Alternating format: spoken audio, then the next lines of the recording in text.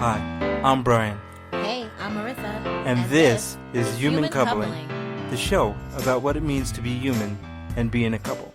So whether you're married, divorced, dating, or don't know where you land, we're here to help. Hey everyone, this is Marissa. Welcome to the show. And this is Brian. How you doing out there in podcast land?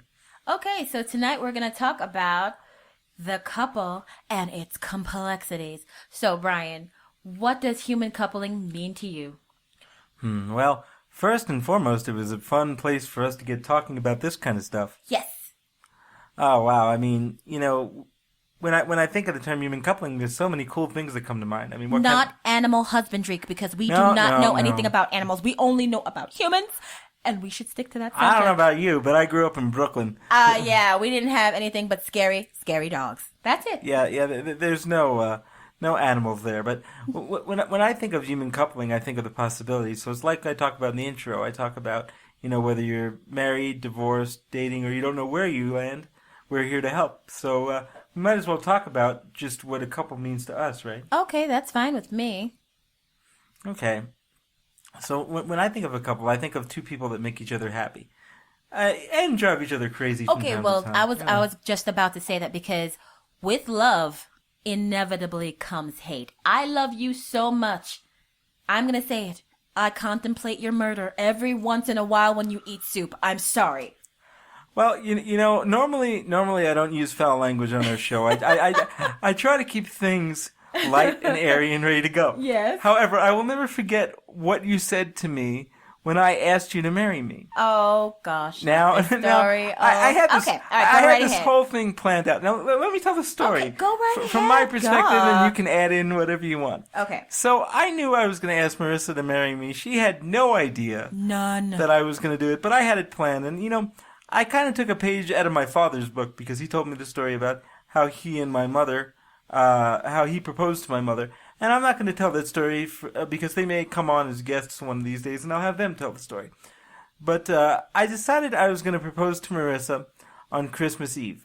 Mm-hmm. Now, at the time, we were living in Las Vegas, and there was this really fancy restaurant in the Orleans Hotel called Canal Street. Oh, it was beautiful. It was, and I hope that it's still there. I don't know if it is. Oh, I pray that it is. Any of you folks out there in podcast land that are listening in and are in Las Vegas, please email us, Facebook us, or Twitter us and tell us whether it still exists, because I really would like to know. The restaurant where the walls change colors. It was so beautiful. But we digress. Okay. So I bought Marissa's ring a few weeks before Christmas Eve, and I actually had called up the restaurant ahead of time and let them know that I was going to be proposing, and they thought this was the greatest thing in the world.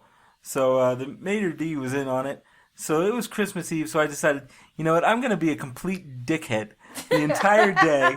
I'm going to fight with her. I'm going to treat her like crap. I'm going to get mad at her, and she's not going to figure out why. Folks, this is how evil I was. I made her go into Walmart to buy a dozen eggs on Christmas Eve because I was a dick, and I refused to go in there with her. And then when she finally came out, and I said, listen, I don't care if you're upset or anything. Whatever you do, you better dress nice tonight when we go to dinner. Yes. So she's like, okay. And so we go to dinner, and she goes in and sits at the table, and the maitre d' comes and meets me at the door.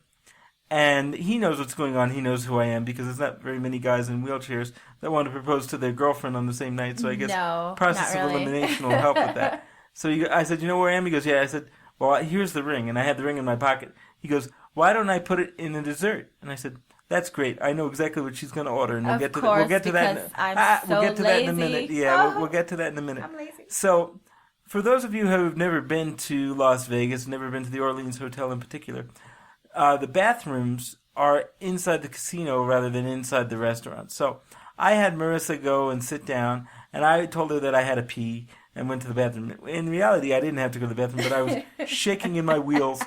And I was super nervous because although I was 99.9% sure that she was going to say yes, one never knows 100%. So. Oh, yeah, that hint of doubt where I remembered that he left the toilet seat up last week. Exactly. And I fell in. Okay. Exactly.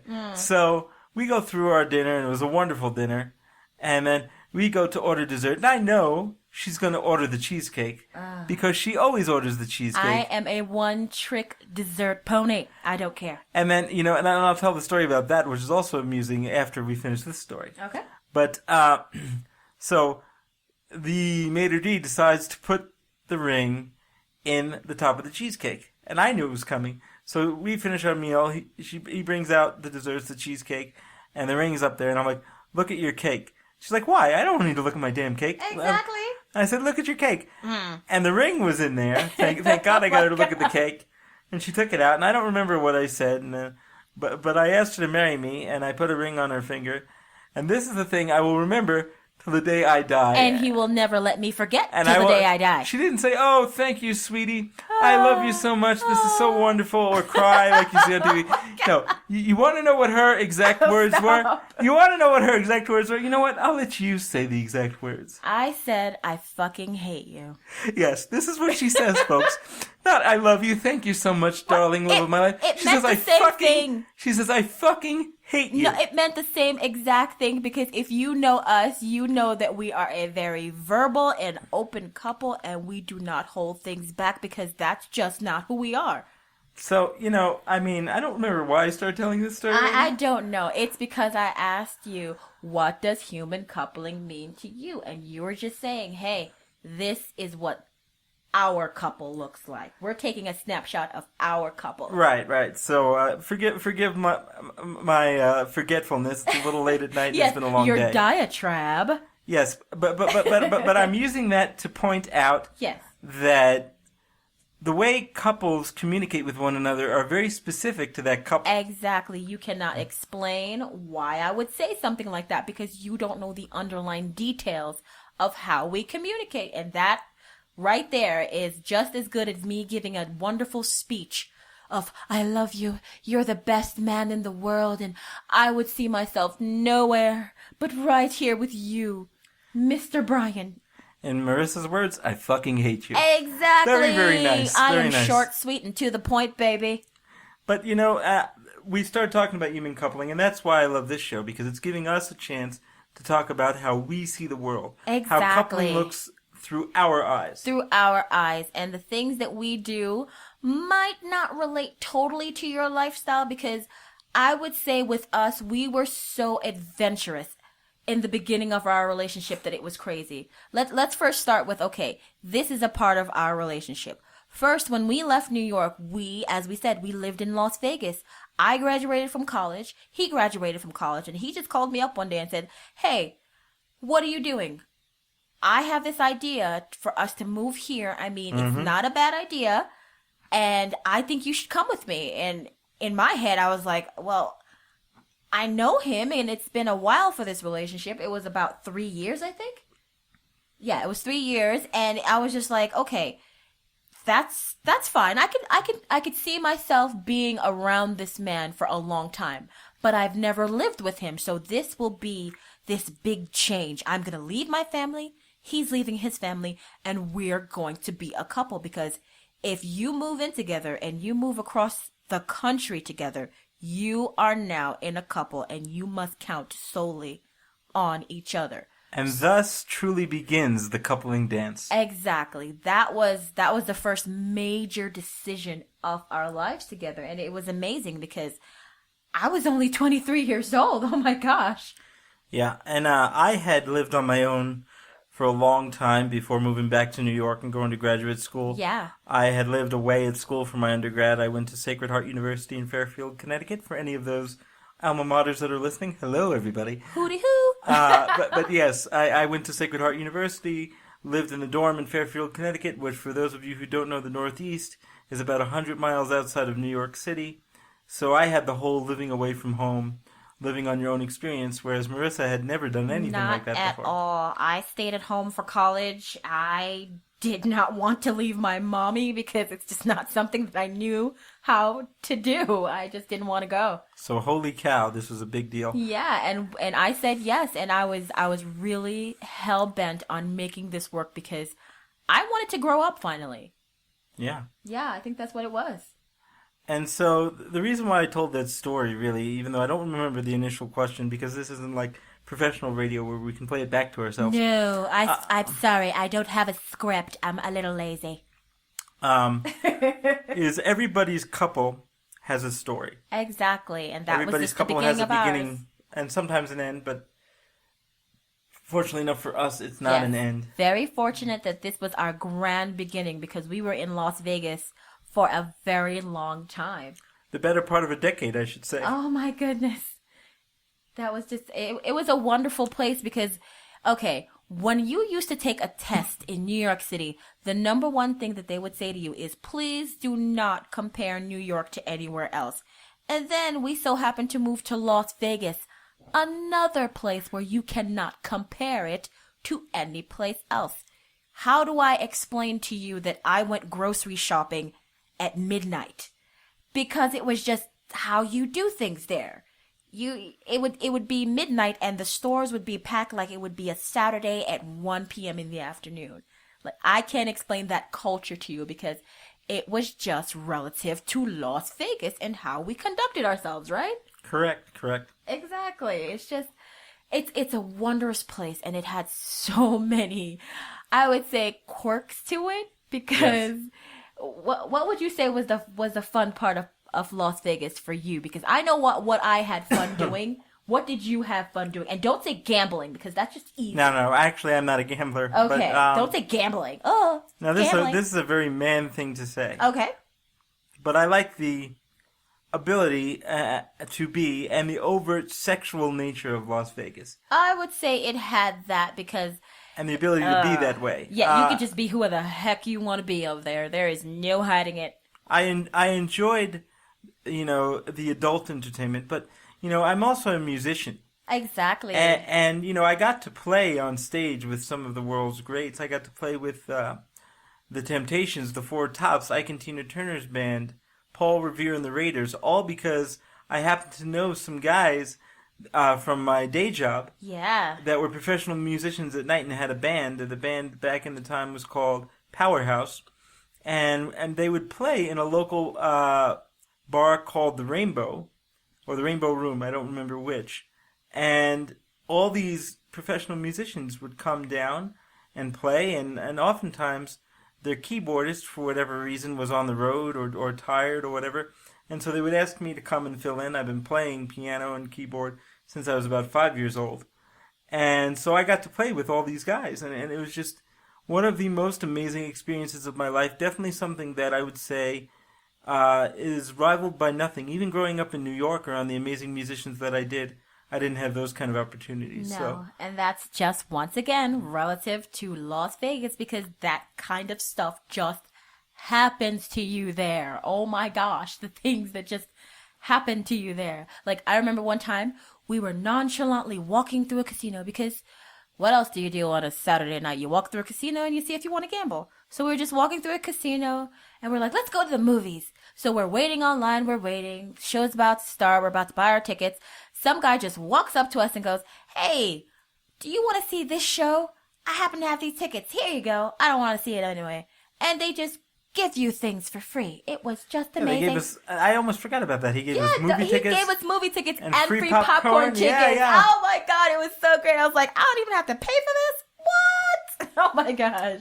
And talking about Las Vegas. Las Vegas, They call it Sin City. I wonder why. And the one thing about Vegas, which is true, and I'm sure Marissa will back me up here, is it will test your relationship. It will test every single part of your relationship and your personality because if you let it, you will be changed by the nature of Las Vegas. Sure. Yes. Sure. I would say, okay, my favorite part about the casino lifestyle, because that's what I call it, because for some reason, every single thing that you did, no matter what it was, we wanted to go bowling. There's a bowling alley in the casino. You want to go to the movies? The best movie theaters are in the casino. You want to go shopping? Guess where the good shopping areas are? In the darn casino. And don't even talk about food because, who has the best buffets? The casinos. Okay, you live in the casino lifestyle in Las Vegas, and we were so close. We live, yeah. We live, 10 minutes away from the Strip? We live 10 minutes away from the Strip. which is the tourist area that everybody Yes, the outside of Strip. Vegas knows. Yes, and there was an area besides the Strip because I know when we were there at first in early 2005, I had a young lady ask me, "Oh my God, people really live here? So where do people live?" I was like, do you think we're like in some underground tunnel underneath the casino and that's where we exist? This is a town. There are schools. Why would you even think that? I know I it's can't crazy. I can't fathom why you would think that people don't live here. People work here. They have to live here. Hello. It was just such a crazy culture in Las Vegas that you just don't understand. That people, yes, they don't just gamble. They live and work here. They raise kids and families. And we thought that that's what we were going to do, but the world, it kind of changed on us for a while there, In 2008, as we all know, the world really changed, and Las Vegas was really one of the places that Yeah. got hit hard. And not to be a downer, because Yeah. this show's not about being a downer, but we got hit really hard. I worked for the county as a mental health professional, and I had a great job. And I thought, I'm going to do my 25 years here, retire, and be like the rest of the seniors, mall walking in the morning and bingo in the casino at night. Exactly, but that right there is a test of the couple because through that experience of Las Vegas turning into something else, we have to once again rally and be strong together. Yeah, unfortunately, Marissa had lost her job when the Yeah. economy went south, of no fault of her own, and was unable to get a job for 4 years. Yeah, and at that time we eventually married. So if you want to be technical about it, I took on the role of housewife. Even though there were no children, I basically took on the role for 4 years of being a housewife. And for me, that was a hard thing to deal with because I was raised by a very independent woman. And for me to just sit there and, "Hi, honey, welcome home. Here's your dinner." That was boring to me. And it really was hard for me to sit and be in that situation. So we just had to regroup as a couple and come together and figure this out. And didn't we? We did. Oh yeah, we did. And I had to take on a role that was not that foreign to me because I Exactly. came from a traditional family, and for many years my mother did not work because of me being disabled, and Of then course. my brother, who is able-bodied but he was younger, my mom actually went back to work when she was much older, and she got her degree in her 40s and actually changed careers and became a school teacher, and I'm always very proud of that. Hi, Mom. I know you'll be listening to this, so I just wanted to give you a little bit of a plug. But, Okay. so being the breadwinner was not a big deal for me. However, I had my own challenges because they had done something to our contract, and we were working without a contract, and we were waiting every day for the hammer to come down. We were told many times that we would get pink slips, that our salaries would be cut in half, and all of this other stuff, and there was no other work around. There was nothing. I mean, it was a unemployment rate of over 20% in a town less than 2 million.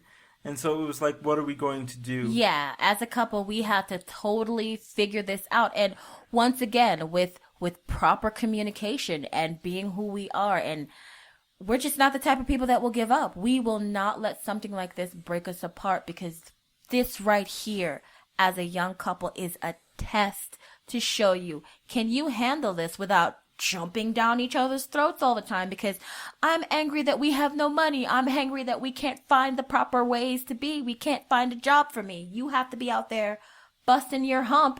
And I can't have you come home and start yelling at you because I'm so tired of being in this stupid house and you get to be out there. While you're thinking, I don't want to be out there. You should freaking work. I don't want to be out there. It's horrible. Exactly. Yes, Exactly. exactly. Yes. These are times that as a couple, your communication language has to get stronger or you are going to screw everything up. And by the way, this is apropos of nothing. Excuse my coughing. I have a little bit of a cold, so every so often you'll hear that. Yeah, that's fine. Don't worry. You're okay. You're still alive. Yes. All right, go ahead. Talk. Come on. You're the fun clinician, and Yeah, I'm just the yeah, sweet yeah, wifey. I love that term, by the way. I don't care what anyone says. I like the term wifey. It's super cute and stupid. Yeah. All right, so how about I keep us back on track? How would you say that the relationship that we have differs from the standard?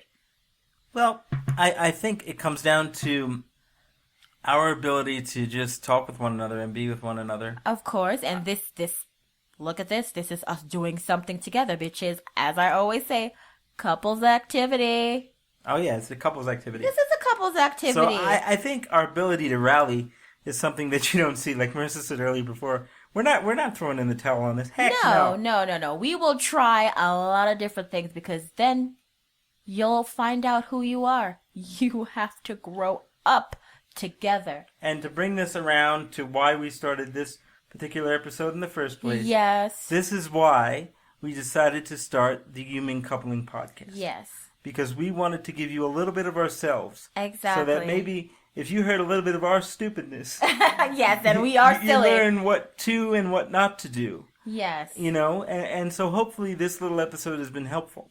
And now comes time for the segment that I like to call the Shameless Plug-in. Okay. So I'm hoping that you guys are liking our show. We've had a couple of episodes here now. And we have about 40 plus followers on Twitter and about the same on Facebook. We have a few subscribers on YouTube and some on Google+.